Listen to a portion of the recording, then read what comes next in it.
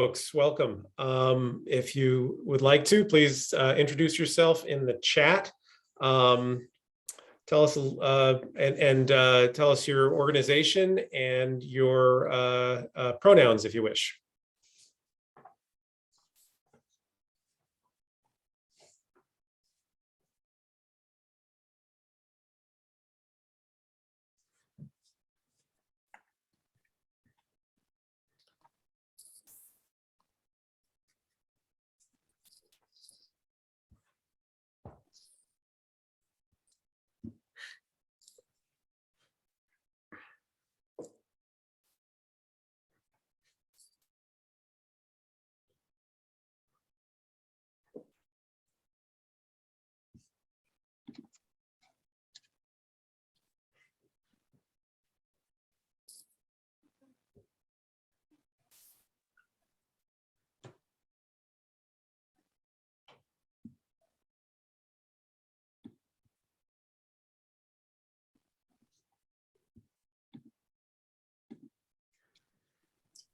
Welcome, everyone. We'll get started in a minute. Please use the chat to introduce yourself with your name and organization and your pronouns if you'd like.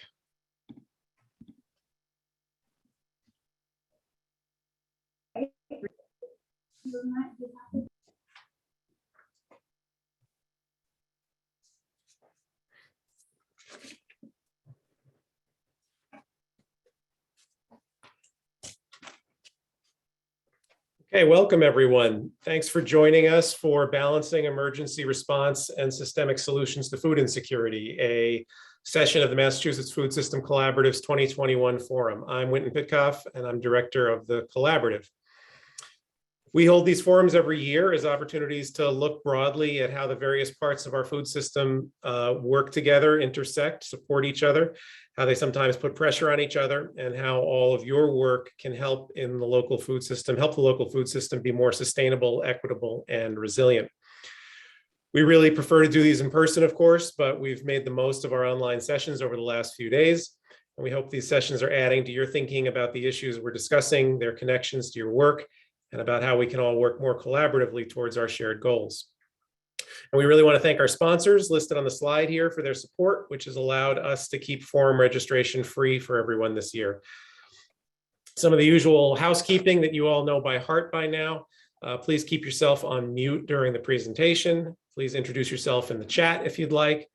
Please use the chat for questions at any time. We're going to try to make this as much of a dialogue as possible after some of the initial presentations. And we're going to be recording the session to put online later. So this afternoon's session gets right at one of the kinds of tensions I mentioned a minute ago, how some food system issues put pressure on each other. We want to make sure that people don't go hungry today, and at the same time, we want to ensure they don't become hungry in the first place. And that means broadening our lens and not looking just at food, but also looking at all of the racial and social inequities that lead to hunger, looking at the economics of food production and the impacts of artificially deflating the costs of food, particularly unhealthy food, looking at a healthcare system that doesn't always promote health, looking at environmental issues that are fundamentally altering how and where food can be produced, and looking at the power structures that have systematically excluded people and ideas that challenge these and many of the other causes of hunger. Some people call this tension charity versus justice, or emergency food versus systemic change, or they call it solving hunger rather than responding to it. But the panelists today, and the collaborative for that matter, really don't see it as a versus or as an either or discussion. We recognize that hunger is too big of a problem for a single solution.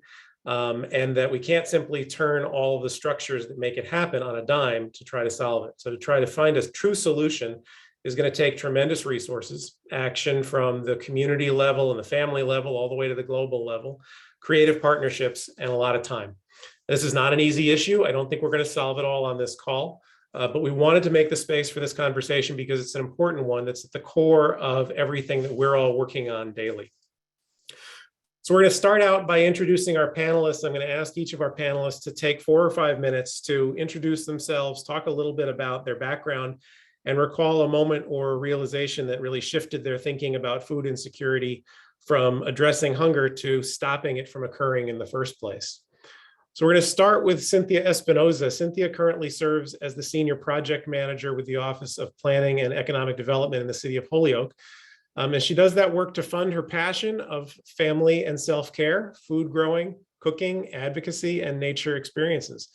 With more than 10 years of following her passion, Cynthia has attained scholarly, community, and professional milestones and recognition, including being the only person who's a featured speaker at 2 sessions of this year's Food Forum.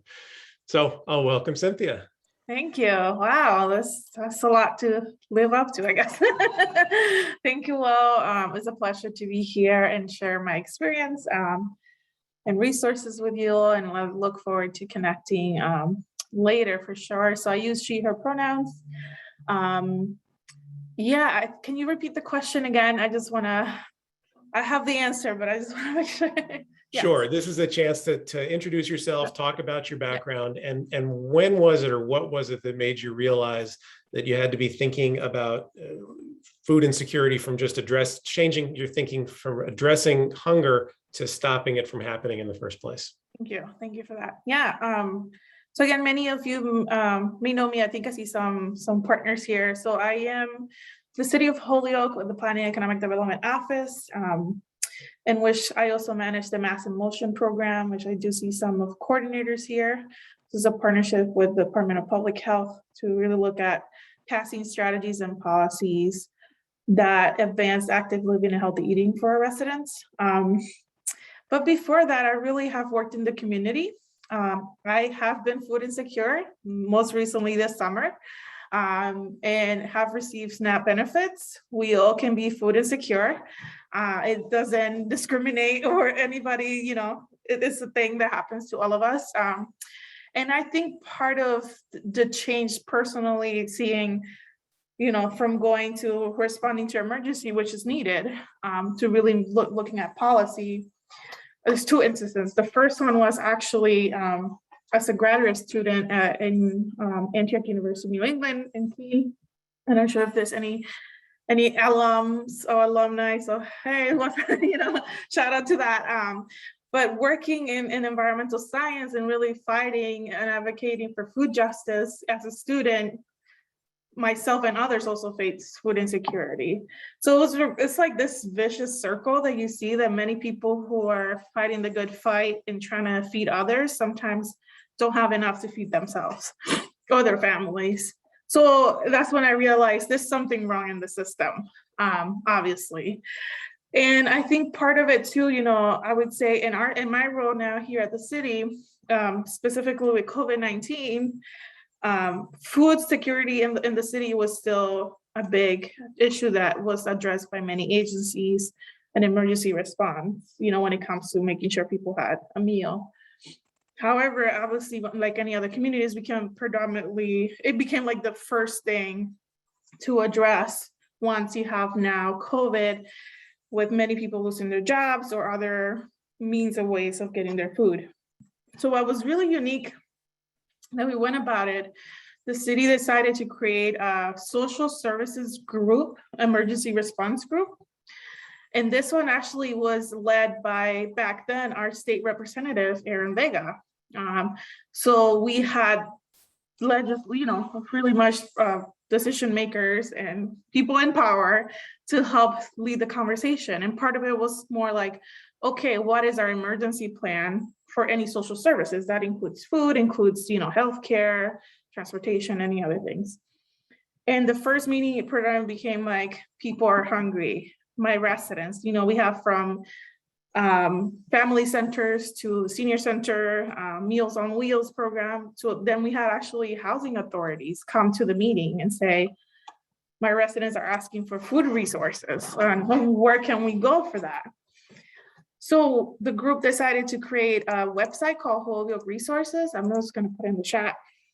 I wish I had all this information there. And I'm sharing all this stuff because this is one way that we went about it, and the group still meets. And part of it is really looking at how can we, put the Band-Aid and feed people right away, but also have those deep conversations with legislators and people of decision-making, which includes city councilors, to make this a policy throughout. So that's sort of how we went about it. And we also have 4 minutes, so I'm going to shut up. Thank you. Thank you, Cynthia. Our next panelist is Jean McMurray. Jean's been at the Worcester County Food Bank since 1995, and she's been executive director there since 1998.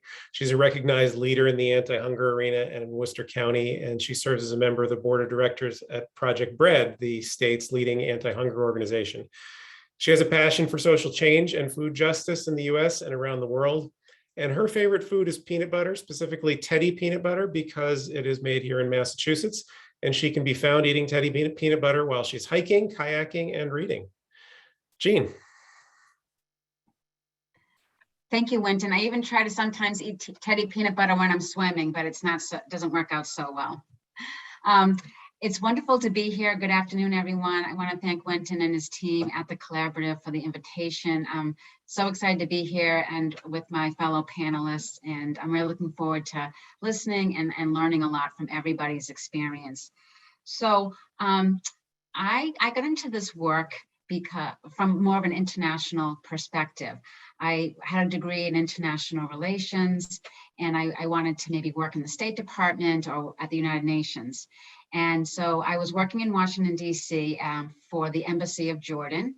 And while I was there, I took a trip to South America, not Jordan, but I went to South America, and it was there that I was inspired to work in food production at the local level. So rather than working at a higher level, possibly as a diplomat, I wanted to be at the grassroots level. I wanted to be, with the people doing the work.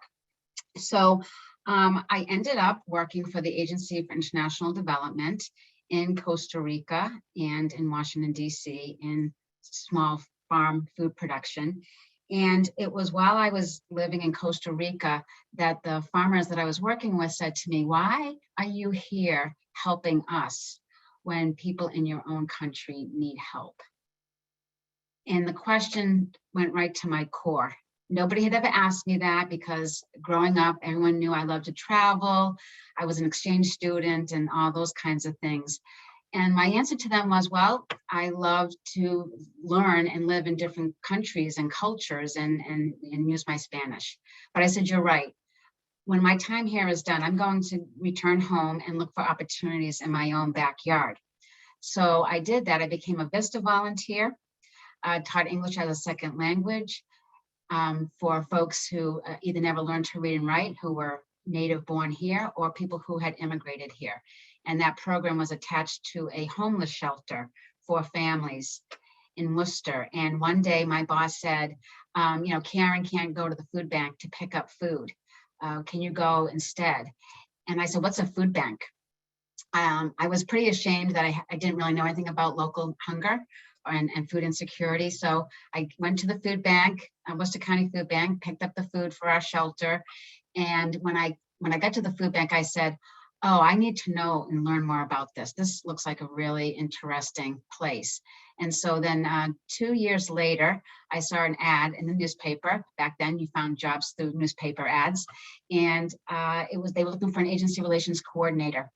So I applied and I got the job. And that position, I was responsible for visiting all of the food pantries, community meal programs, and shelters, providing technical assistance and making sure they had all access to the different food resources. I loved it. And then a couple of years later, I became the executive director. I will tell you that there were many defining moments in my thinking about how we as a food bank could not end hunger. The first came from that very first job as agency relations coordinator. People, friends, colleagues were saying to me, well, how much food does the food bank need to distribute in order to end hunger? And I actually tried to figure that out. And then I said, this is crazy. We're asking ourselves the wrong question. We need to be asking ourselves, why are people hungry in the first place? So when I became the executive director, I had the opportunity to work with the board, work with the staff, work with lots of community partners, and really not stop doing the food distribution because we know people need it, but look at how can we prevent people from having to go to a food pantry in the first place? And as Winton said, we don't see them as mutually exclusive. In fact, I think there's a lot of synergy between the two. So anyways, other things that inspired me to talk talk more and think more about advocacy was just actually meeting people at food pantries and meal programs and hearing their stories and knowing that we have to do better, we can do better. There's no justice in that. And then, of course, we're very fortunate here in Worcester County to have Congressman McGovern. So I was inspired by him and his belief that hunger is a solvable problem. And then last but not least, I got the opportunity to sit next to Janet Poppendieck at a forum back in October 1998, my first year as executive director. And she's the author of a book, which everybody, if you haven't read it, you got to get it. It's called Sweet Charity. It's been around now since 1998, but it still resonates. And she just told me that we can end hunger, and it has to be done through advocacy and public policy. And so I took the charge directly from her as well. And then the last thing was I worked with my board to change our mission statement, no longer distributing food to other charitable organizations in partnership with the food industry, but to engage, educate, and lead Worcester County in creating a hunger-free community. So that's it. Thanks, Jean. And then our third panelist is Jessica Del Rosario. Jess is the Director of the Division of Community Health Planning and Engagement at the Massachusetts Department of Public Health. That may be the first time she's heard that said in a public presentation.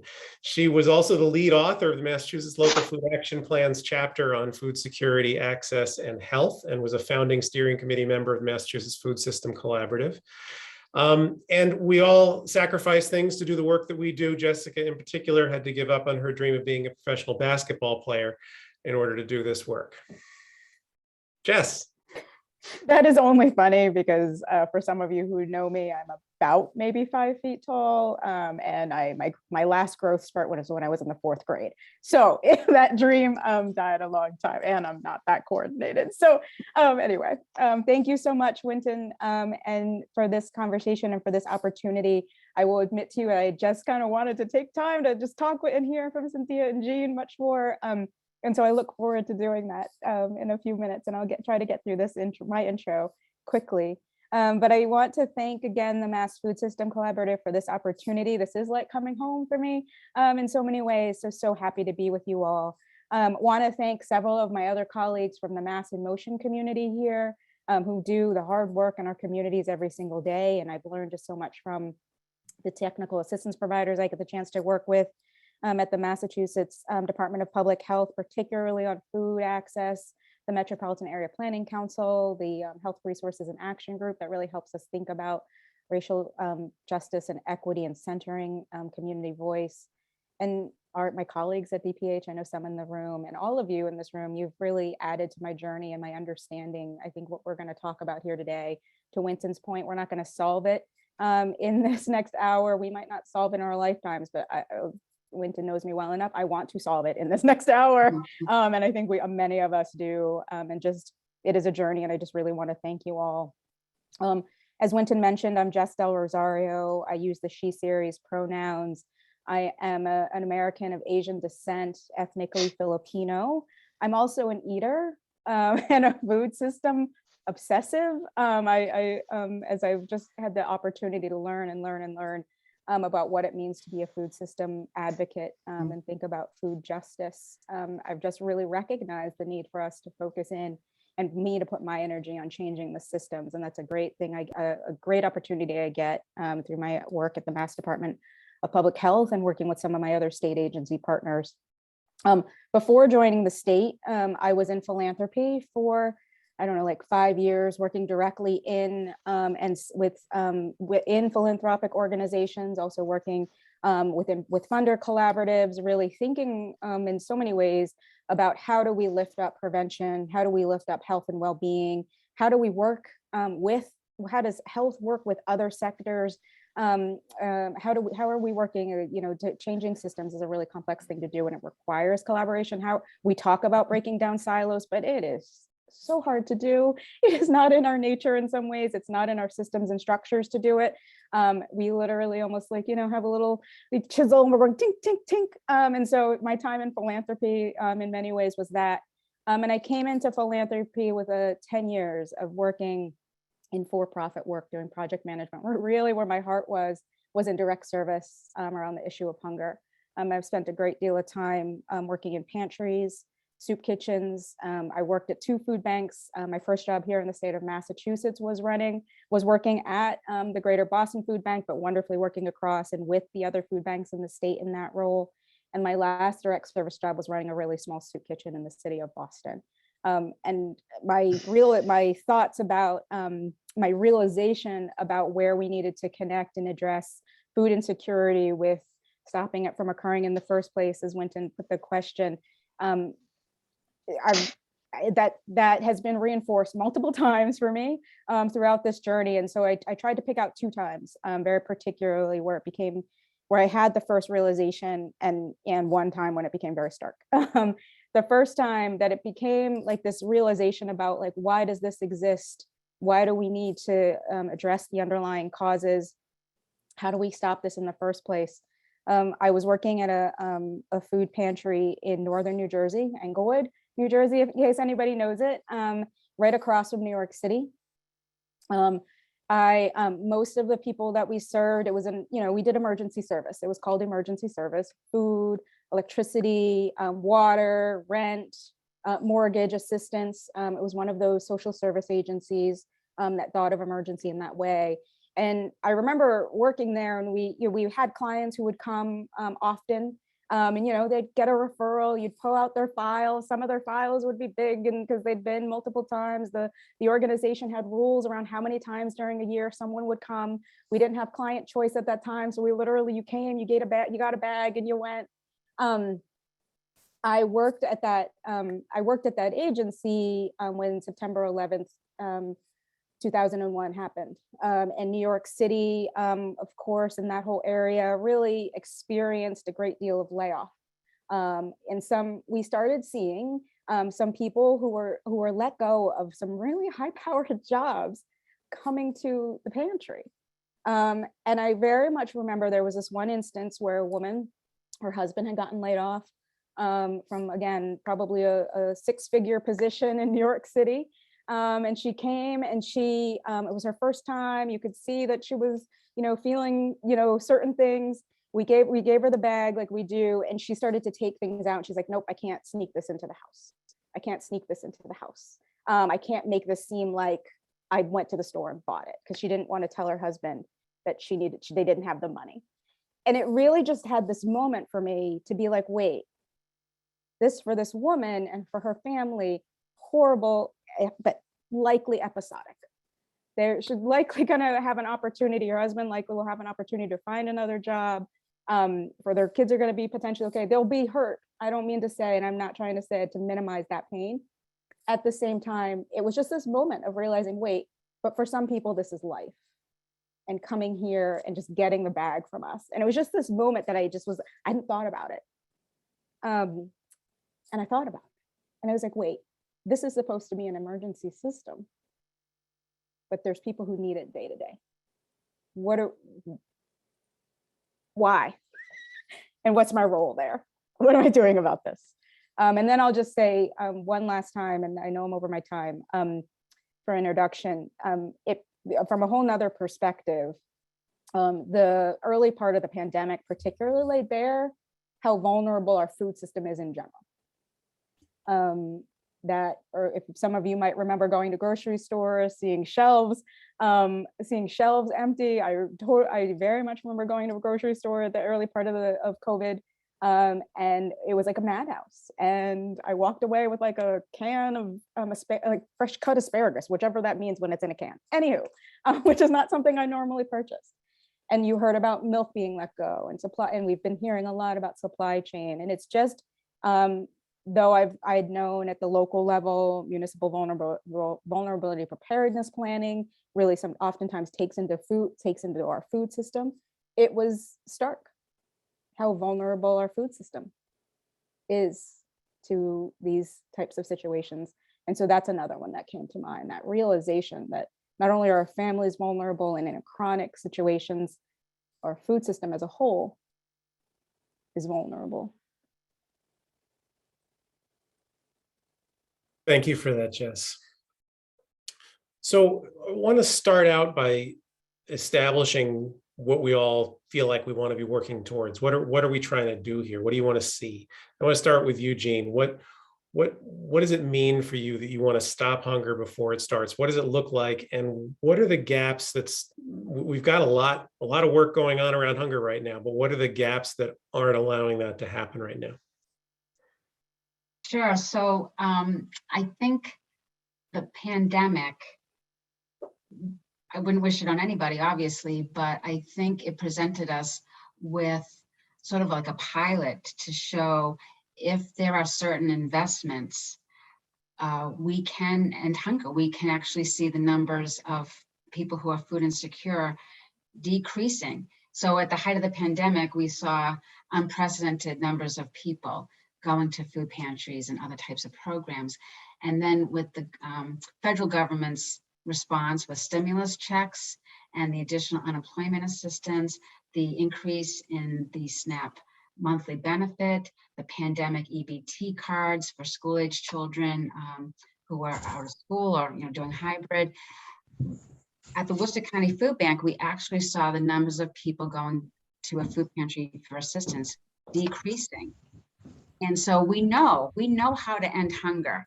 It's called investing in people. It's investing in safety net programs. The concept of guaranteed basic income is something that I know lots of people have been having conversations about. So I think, why do we do it in a crisis? Why don't we do it just as good public policy? So there's that piece. And then I think it's just really those difficult conversations to have. And as somebody who's worked at a food bank for a long time, you have someone approaching you saying, I want to give you a bag of food. And it's like, how do I tell them, thank you, but would you like to sign up for our action alert? Because this bag of food is going to help, but it's not going to end hunger. And sometimes, so that could be a person, it could be an organization, it could be a company. And those conversations aren't always easy to have with people, but I think we have to have those conversations. And I know they're happening, but I'm not sure they're happening enough. And I know that I didn't have them for a long time. So a lot of the things that I'm going to be talking about today, it's like me looking in the mirror. I'm still on this journey. The Worcester County Food Bank is still on this journey, but at least we're trying to do what we think is the right thing for social justice and social change.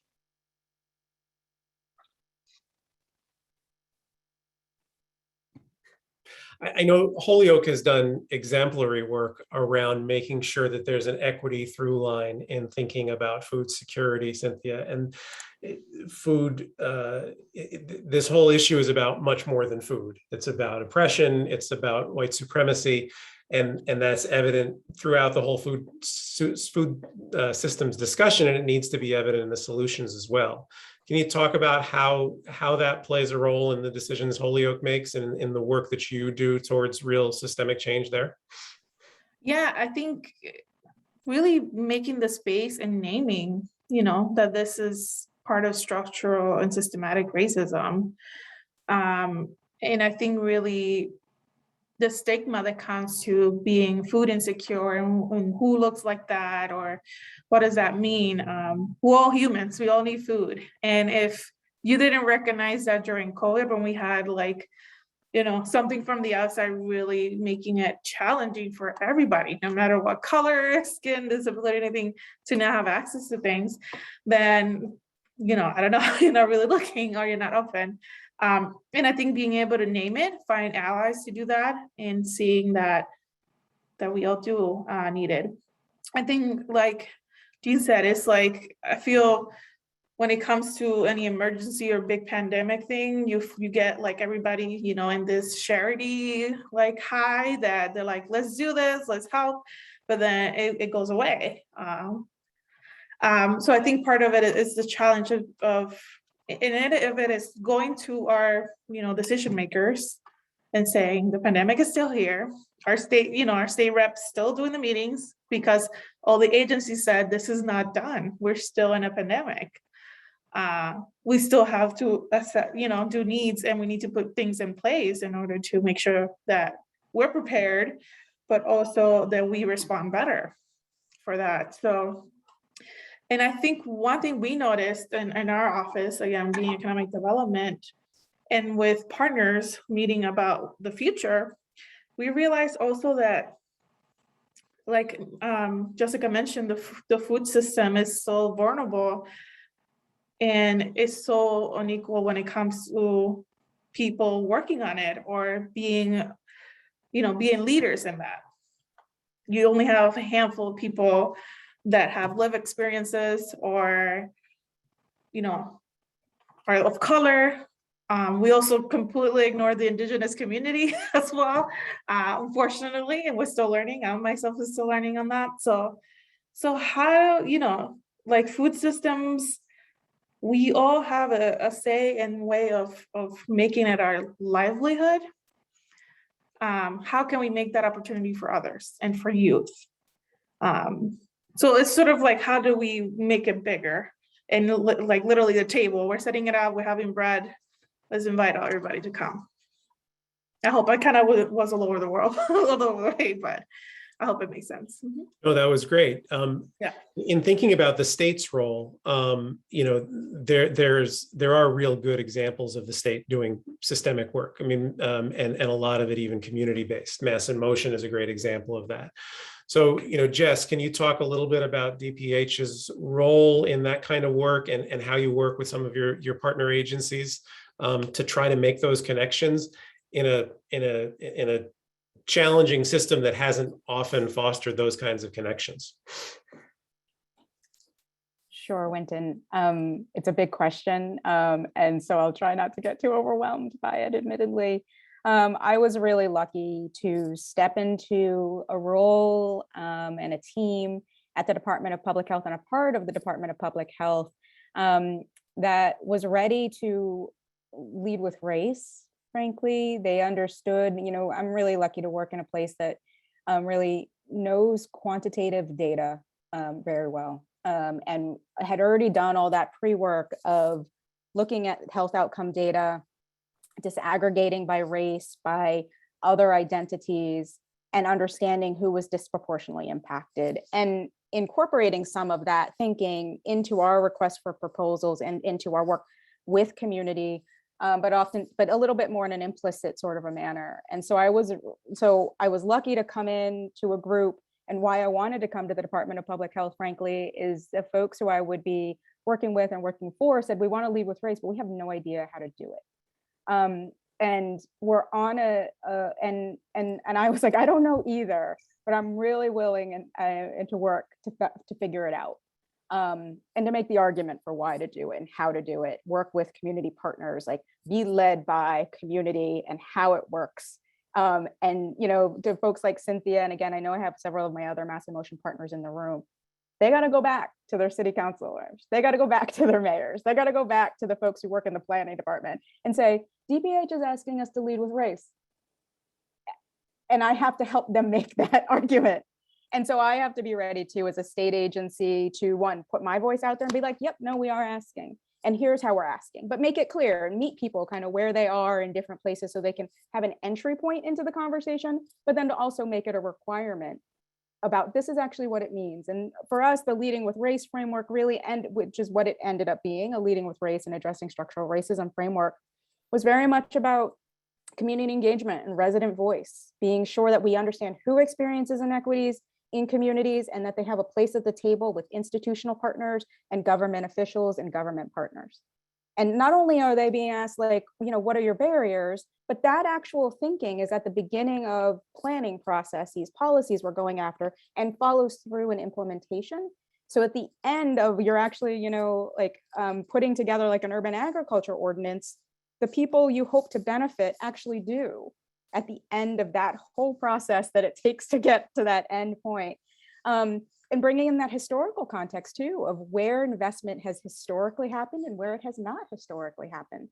We talk about our food system. There's a book, I'll put a link into the chat about it, The Secret Life of Groceries, The Dark Miracle of the American Supermarket by Benjamin Lohr. Like I had to do my own learning about what our food system is and how do we disrupt those systems and what's the role of my agency my part of the agency. And then just to say too, how am I then connecting with like partners across and within my own department and then across state government? How do I say this? COVID gave us the opportunity. I really making good of crisis maybe, to connect with our state agency partners in a way for which we hadn't done before, or I hadn't done before in my time at the department. So during the early parts of COVID, the state started a food security task force. Several of you were part of those conversations. I think one of my state agency partners is here on this call. And to really think through, what does it mean to respond to this? And then there would be maybe like long term, how are we going to be thinking, here we are, we know that there's a vulnerability now, but why does this exist? And so, and how am I helping people to bring that effort? How am I bringing frameworks? How am I bringing stories like the ones of Cynthia and others, and my own story about understanding why vulnerability exists, and frameworks to make it possible? And one of the great things that came out of it was the Food Security Infrastructure Grant program that's really thinking about the food system across. And kudos and shout out to my Mass Department of Agricultural Resources colleagues. We did the one round. They reached out to me after, for when they were thinking about doing the second round, and asked for some advice or thoughts.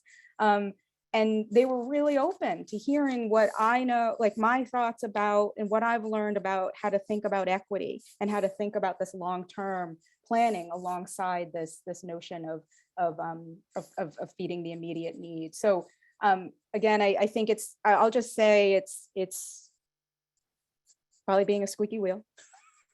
And two, having backup from really amazing and important community partners who are doing the hard work, and that I have the chance to represent that work internally, but then having relationship with people. Oh, and I'll say add a fourth thing, courage. I think when the Food Security Task Force started, I will admit to you, as much as I'm talking a lot now, and it seems like a natural, it's kind of nervous energy, I was really intimidated by these really amazing people in this room who've been with state government, and commissioner this and commissioner that, and I'm like, yee. And so I had to have courage to speak up and say, yes, this, and how are we doing long term as well? So Cynthia, we're talking about giant, great, big, huge systems that are really, there's examples here and there of successful collaborative work and cross systems thinking and thinking about structural issues. But often the best examples of that kind of thinking happen at the community level. And so I wanted to give you a chance to talk about where you've seen some really good examples of that in Holyoke or been a part of it, and how you think those things can model that kind of change to larger and larger geographic areas.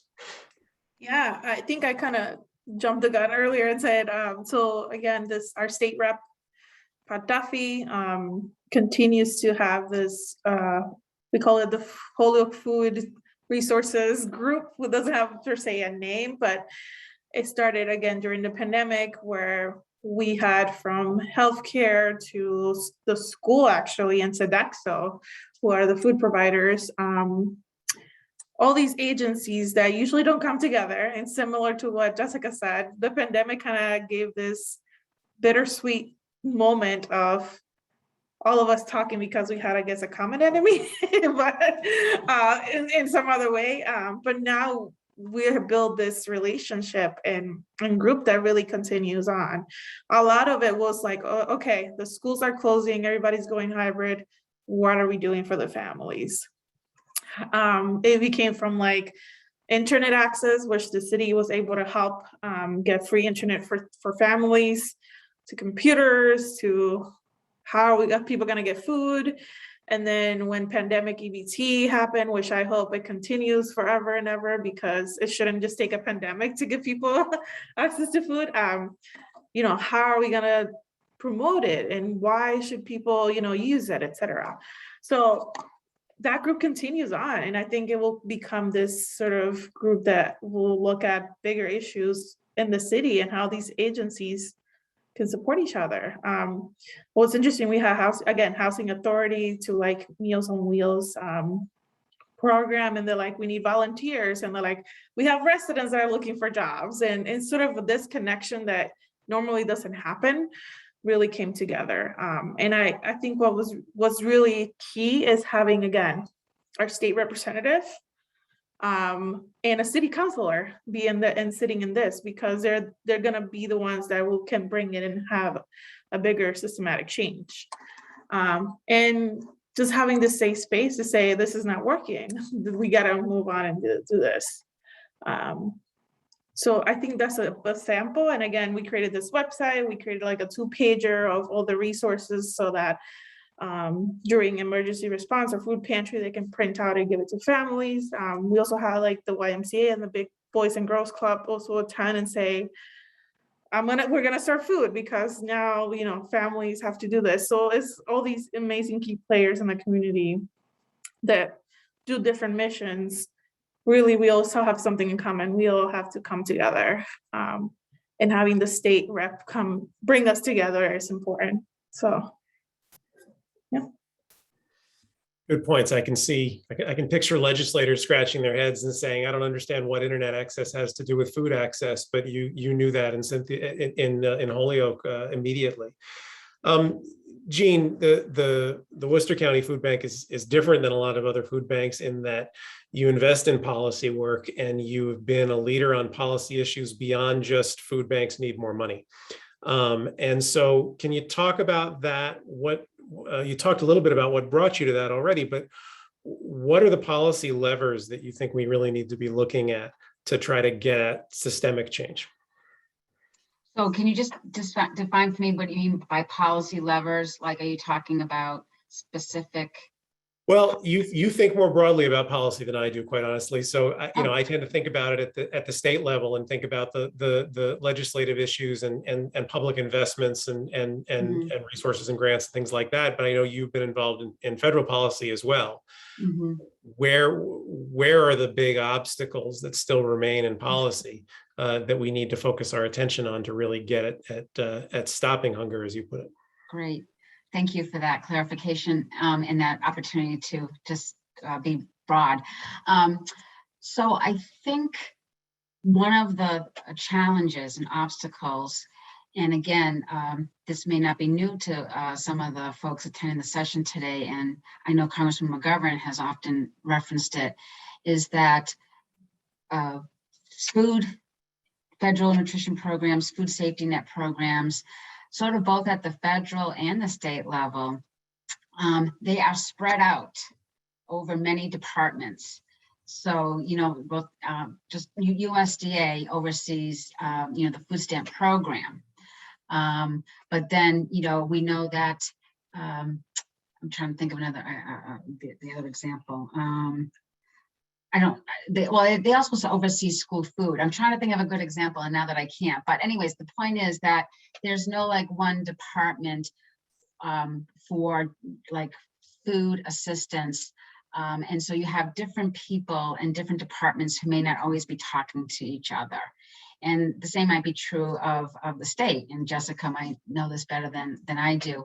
But so when you're advocating, it's a lot of work. And I think that maybe that's one reason why people don't do it, is because you have to figure out who does what, and how do you have to learn about how it operates. And then you have to try to, connect the dots. And it can take, that's like probably 3 full-time jobs. And so I can understand if somebody is a staff member or a volunteer at a food pantry, or even somebody that works at a food bank, how do you carve out the time in order to do it? But my advice and from my own experience is you just start somewhere and you build on that. I think building a great relationship with your local your U.S. representative and your senators, also the state counterparts, like just start. And I started, Karen Polito was our representative from Shrewsbury before she was lieutenant governor. And I went to her office hours and I just sat down and talked with her about the local hunger problem here in Shrewsbury and in Worcester County.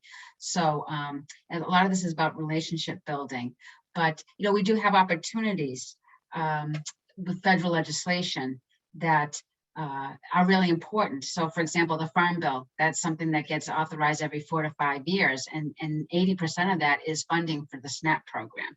Then you have the Child Nutrition Reauthorization, which I think might be every 2 to 3 years. So you have to know when the policies are up for reauthorization and start your advocacy way in advance so that you're well prepared.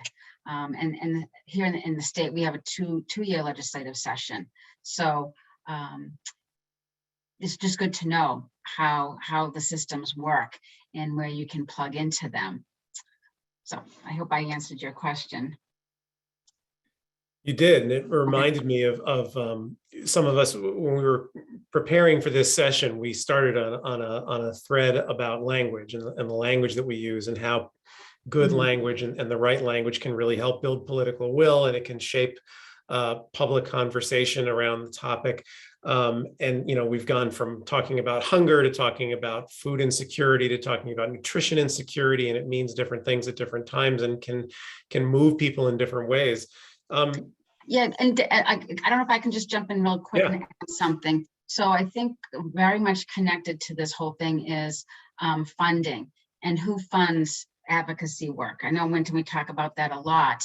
There's all kinds of money available for food banks, for emergency response or whatever we call the network. But because I think people have a shorter attention span sometimes, and they just want to see the immediate needs taken care of. But we really need to engage funders and donors in these conversations about real solutions and how they can really have great impact, both in the short term and the long term. But I think some people are fearful too that, oh, I can't do advocacy as a 501c3, but we can, and we should. And we need to talk, but we need support to do that. And so I think that's a critical point that I think is central to this whole conversation about how do we engage in advocacy, whether it's at local, state, or federal levels, and who will support that kind of work. Excellent points. Getting back to that the conversation about language, Jess, I wish I had recorded that conversation. And given that, state agencies often parse every word very carefully, I'm sort of curious about that discussion about language and how you've seen the efficacy of different ways of talking about hunger change over time. Yeah, when I started in the field, we called it hunger. And then at some point I was like, wait, we're calling it food insecurity. And now I use food systems.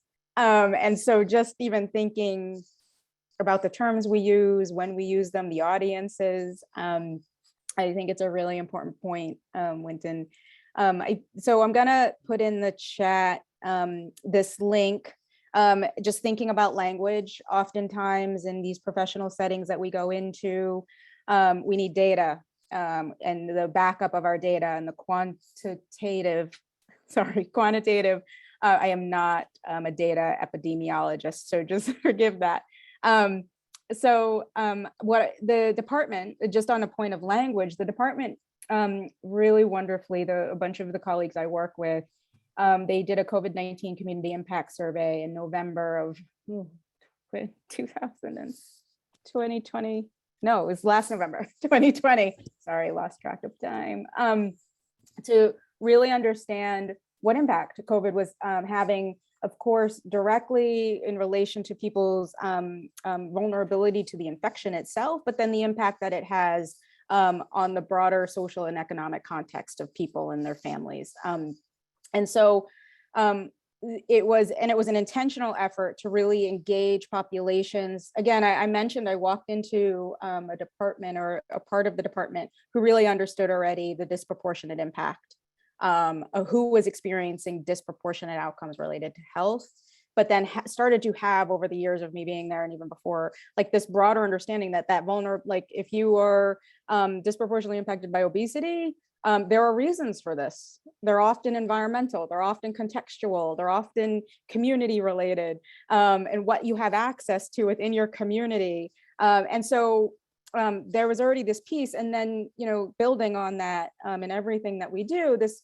COVID-19 community impact survey was really, the team who worked on it really made an emphasis on engaging the actual populations that we knew were most likely to be hit and to be experiencing disproportionate disease rates for COVID-19, the economic hardship related to COVID-19. And so I put that in the chat, the data that's out there, and the team I work with, they're just amazing. But there's one piece in particular I want to, if people do look at that, you'll see that there's a COVID Community Impact Survey, CCIS, introduction webinar. I really encourage you all to watch it. You'll see me again. That's not why you should watch it. But there's my amazing colleagues really set up a frame for how to think systemically. Why, I think, to one of Jean's points, like, people want to solve that immediate need, and to Cynthia's point, like, we're all so gung-ho because our like, it's become so stark that our fellow community members are vulnerable. But we need to be thinking about this from a broader systemic frame, and that long ongoing. And so you'll see a CCIS introductory webinar there that lays out some framing and maybe some things and ways you can incorporate into your own language. But there's also some systems diagnostics. I talk a lot about systems change, but like, at the end of some day, it's like, to Jean's point, like, you got to be connecting with people, but you got to have some understanding of who those people are. We're not just sitting here twiddling our thumbs, like, what is the opportunity to connect with people, and who is that? And so you'll see in that CCIS introduction webinar, this, a handful of questions to kind of ask yourself about what system am I in? Who else can I be connecting with? Who else should I be connecting with? Kind of and then you'll, of course, in your own community context, put the actual name to the system actor in that. Great places like the Mass Food System Collaborative and places to be like, hey, I want to connect with the person working on agriculture. Who is that in my area? Who is that on a state level? Finding those connection points. I have those conversations a lot about, like, I'll be in a transportation conversation and people are like, what does transportation have to do with health? What does health have to do with transportation? And so just making those arguments, again, that you'll see some beginnings of some language you might use to make some of those arguments in that CCIS piece. And then, Winton, can I just make one other point? Thank you. Thanks. It's to something Jean said, like, thinking about our outcomes. Again, we often want to, we want hunger to be solved. I said that earlier. I want it solved in this hour and a half, if we could do it, people. But what we need to do is not only lift up that end result and that people got food today, that maybe wonderfully more people got EBT, SNAP and EBT, like this, for this. But we also need to be lifting up those other really important ways that we get here and the outcomes related to process and relationship, not just the end result. The Interactive Institute for Social Change, I think I got that wrong, IISC, they have a facilitated leadership session for social change, and they really try to lift up those three types of outcomes: process, relationships, and results. We're often, as a culture and a tenet of white supremacy culture, focused on the last one. When everything happens, probably we're always in some process. I know I am, as a state employee, I'm always in some process, but stuff happens, outcomes happen during process, and surely the relationships, everything happens in relationship. I want to encourage people to put questions in the chat. And while you're doing that, I want to, Cynthia, Jessica mentioned partnerships. And I know at the community level, that's particularly crucial. And I'm curious to hear where you've found unlikely partnerships, or maybe it's thinking about, is there a partnership you wish you'd been able to build, but you haven't quite gotten there yet, to help move the needle in Holyoke? Yeah, I think it's been really exciting to, I would say, residents, agencies, and community in Holyoke are just open and willing to partner. So it's really just either inviting them to the table or me going to them. So an example for Mass in Motion, usually you can have a working group that they'll come to, like, let's say myself, to like work together on this. In Holyoke, it's just me going to their meetings and attending their events and really becoming part of that community. And I think, yeah, there hasn't been quite per se an unlikely partner. I think what's really unique and can be forgotten is businesses and industries that are here. They do have assets, they do have connections, and you want to build those relationships too, because they can potentially open doors for families to then later on, help lesser that need of hunger. So or partners. So I think that's an important one, is making sure that we include businesses from the smallest ones to the biggest ones. So yes. Mm-hmm. I could add an example of an unlikely partnership. The Carpenters Union, we joined as a member of their broader, I guess, coalition of union members. And it was really important because when new development was coming into the city of Worcester, they were able to go to the city and say, we want to forge a community benefit agreement. Economic development should equal community development. And we want local people hired.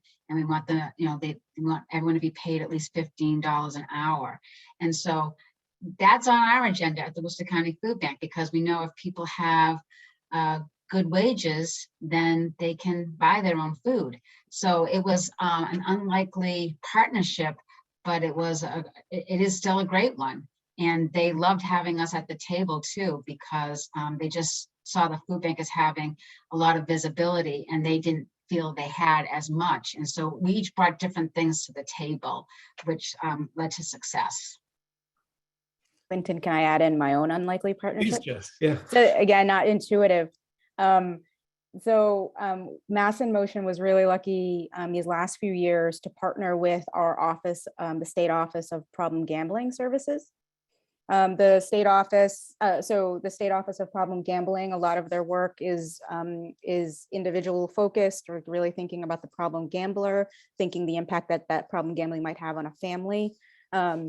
And they really wanted to understand and explore what it might look like to think about problem gambling from a community health perspective. And then that's really where Mass in Motion came in so many ways, and understand, what some root causes are, what some local policy and practice change might be in relation to problem gambling. So what Mass in Motion brought to the table a few years ago, our wonderful grantees were asked to kind of do a root cause analysis to get to who is experiencing inequities related to healthy food and physical activity, talking with people who they identified to understand the barriers, and again, beginning that process of centering that voice in decision making. So we had this process laid out that we had done. We'd gotten some feedback from our grantees about it, and so we piloted this effort using our root cause analysis approach with the Office of Problem Gambling and the topic of problem gambling, very different from healthy eating and active living, of course, in Springfield. And maybe not surprising, some of the underlying issues and the root causes there are the same. What drives people to have addiction to gambling are similar things, unfortunately, that relate back to why people don't have access to healthy food and opportunities for physical activity. And so it just allowed for us to identify who the problem gambling folks are, who to be engaging with that in the city of Springfield, bring together the coalition of those folks with healthy eating, active living, because they had things in common. But again, making sure that the voice was centered, and it was all centered in both quantitative and qualitative data, so we could make an argument about why we should be working together. And it's one of the first, no other state in the United States is doing that work in relation to problem gambling. And so it's really exciting. And again, but we wouldn't have thought of it. That's an awesome story, Jess. So, Jean, there are lots of people who say this sounds really hard. systems change, policy. Can't I just write you a check at the food bank? Can't I just bring you a box of food? How do you express to them that it's not just the right thing to do, but over the long term, it actually is a simpler solution? Great. So I don't believe in, coming at people hard, because they're coming with all the best of intentions and they're all good people and everything. So some of the things that we've done here at the Worcester County Food Bank is, like, in our thank you letters, we tell people, thank you for your support, and it allows us to do the following. So distribute, healthy food to our network of food pantries, advocate and connect people to other resources such as SNAP or, school meals, WIC. And little by little, I think if people are reading the thank you letters or your newsletters or your blogs or whatever, they're going to get it or not. It's their choice. But it's amazing how you can just have a conversation that starts people, you see a light bulb going on, and it's great, because that's how it was for me. I didn't know any of this stuff, but I got connected to Project Bread. I got connected to the Food Research and Action Center and other advocacy organizations, and just reading their materials and understanding how all of this is connected. And I just want to say that, there's nothing wrong with people donating food and things like that and volunteering, but we really owe it to the solution to hunger to help people in our community to move along that spectrum. I really take that as an obligation and a responsibility. Otherwise, I am perpetuating that that we're going to end hunger if we just have more food or more people, volunteering. And I just don't think that is very genuine. But we can be kind and persistent and try to keep ourselves engaged and educated and help others to be engaged and educated in that journey. Because that's what we're all on. We're on this journey together. But we don't want it to be too much longer, because hunger is a solvable problem. It's just, we have to get our priorities in order. So on that, and noting that we only have a half hour left and Jessica wants all this solved by 2:30, it seems like it would be time for some breakout discussions. I've gotten some notes from people, both privately and in the larger chat, that it seems like people are really thinking now. So this is a chance to get into a smaller group conversation, and the panelists are going to be spread out among the groups to help stimulate the discussion as well. There's going to be some prompts in the chat and jam boards in the chat, so that people can be making notes that we'll be able to capture for later conversations. Brittany just put the jam board link in there, and then you'll be able to identify which board is yours by which one of the panelists or collaborative staff members are in your room. So the idea is to introduce yourself, although we found that introductions can often eat up the entire time we have breakout sessions. So I'll end just when they're getting good. I will say that room 3 had a solid 3 people in it, and we may not have solved hunger, but we helped people move along in that general direction.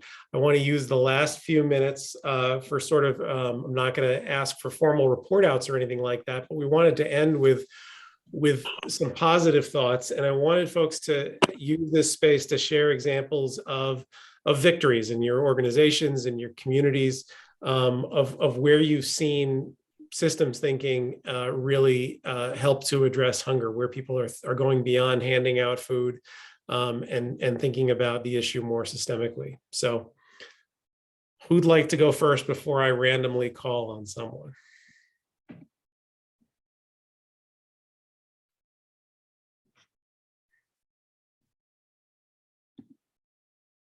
Because I'm going to call on Cynthia. Oh man, I was going, can it not be me? I actually want to open up to the group and see if anybody would like to. We didn't get to the victories yet. We were actually, students from Williams College were like mid-sentence when we got kicked out. So But I actually want to open up to the members of the group and if they can share. Well, one aspect brought up would be that of guaranteed minimum income. And that here in Chelsea, we had that experiment over a number of months where about 2,000 families received $400 a month with no strings attached. And following up where the money was spent, looks like almost all of it was spent for real necessities. And so I think that that was an experiment that's one of the largest of its kind, if not the largest in the country of that size for that period of time. And so I think that that's something based on that would be interesting. Could be kind of a win. At least it's a short-term win to see what happens in the future with that. Okay. Nice to see you, Ron. I didn't see you earlier. Lindsay, you had your hand raised. Hi, yeah, so we're up in the northern part of Essex County, and I shared with our group. So our biggest milestone was declaring the city of Amesbury our first food secure city in 2018, and nothing like a global pandemic to challenge that that achievement. And of course, food security is not an end, a finish line, but really a status, a condition that can change. And during the height of the pandemic in July, we had fewer than 6% of families report food access as a concern. And we actually saw a decline in seniors accessing our programs because the whole safety net was working together and they were getting, double the Meals on Wheels, accessing SNAP, things like that. So,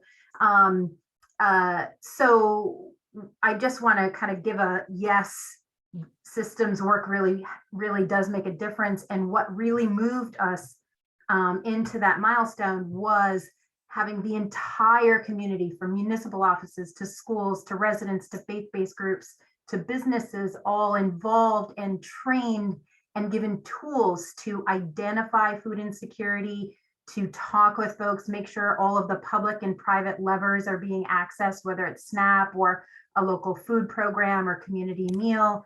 And so as we work to replicate that in our other 11 cities and towns that we serve, even coming into the pandemic, it was that systemic, making sure the mayors and the superintendents, elected officials, business owners, all had a heightened awareness before the pandemic about food insecurity. So when the crisis struck, it was put at the forefront with real concrete strategies and plans. So I do really just want to say I appreciate all of the different creative ways that people are forming partnerships, the idea of the union and different things like that give me food for thought, because now the strategy going forward is, well, I think having things like the livable wage and things like that going forward are great.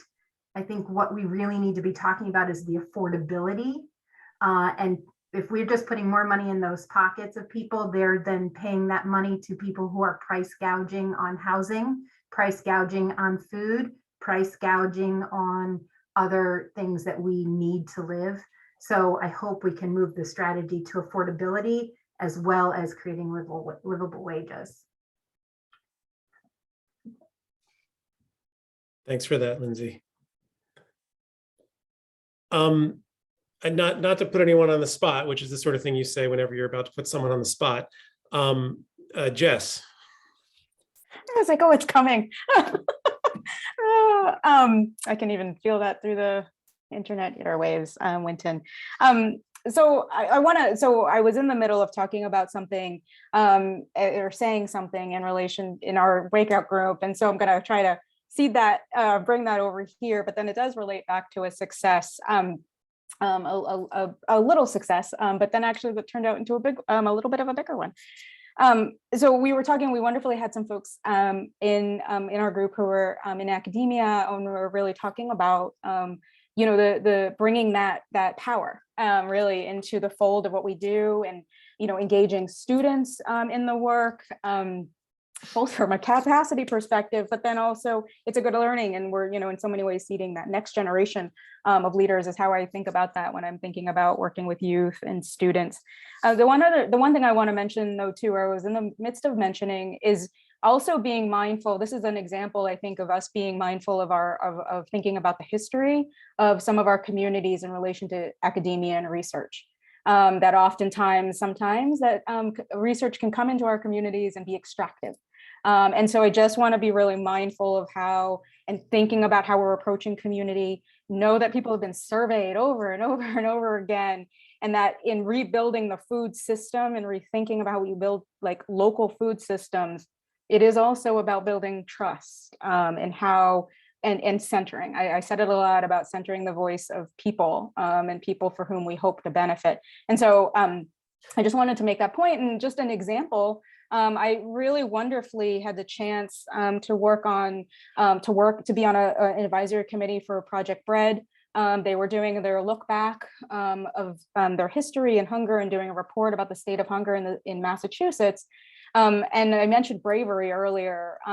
At some point in time, I called it out and said, here we are, we're doing research. We need to be thinking, one, about our policy agenda. Like, Project Bread's an amazing voice and an important voice in our state, and they could be leaning into thinking about income and housing and all these other things. And as we think about research, that was going to be one of the recommendations that we came out with, or we were advocating they come out with, and they were going to. We need to think about how we're decolonizing research too, and bringing those notions into our thinking being. And amazingly, it made it into their report. I remember just getting it and being like, "Oh, that's something I said." Okay. And just again, like using that power of bravery and using the power of voice, and saying the things that maybe have to get explained, or people taking that time. Thank you. All great points. I'm going to put one more person on the spot, and that's Laura, because Laura, Laura Smith, you, because I want to talk about the success story, but you're the success story, so you're right here. A broad systems thinking approach to hunger has transformed the way you farm. So I wanted to give you a chance to talk about that. I don't know what you mean by that. I mean, when you first asked this question, my thought was I wanted to thank the connections that I have with CMAP and Mass in Motion and helping to feed the Fall River community. Is that what you mean? I think, but you've talked to me about this, that since becoming a hip farmer, that's really changed the way you see people at your farm, at your markets, and recognize who you're feeding in your community really differently. Yes, I was talking in our room that sometimes education is important, because sometimes people don't know how other people are living. They don't understand what it's like to not have food. And I'm a farmer. I always have food. COVID happened. I didn't really bother me because I have food. But before that, I did realize how scary it is for people. And I did get to see it somewhat when I was an educator, but I learned so much more interacting with my customers, and the stories that they share with me brings me to tears. And so, yeah, I'm happy that Becker has reached out to me on several occasions for me to share those stories. Thank you. Sorry for putting you on the spot, but It's okay. You do that a lot. Well, you're good at it. I think we all know that. I recognize that it's after 2:30, that we've been losing people. And so I want to be respectful of everyone's time, and thank you all for being here. I do want to just share this one last slide, which is we're coming down to the end of our forum here. We've got 2 more sessions tomorrow. We hope you'll consider joining us if you haven't registered already, mafoodsystem.org. Tomorrow's sessions are on being an ally and how to collaborate and empower BIPOC partners. And the afternoon session is about our ongoing work to expand food system education in schools. We're calling it our Food System Literacy Project. So with that, I want to thank our panelists again, and thank you all for being here, and we look forward to seeing you at other sessions. Thanks, everyone.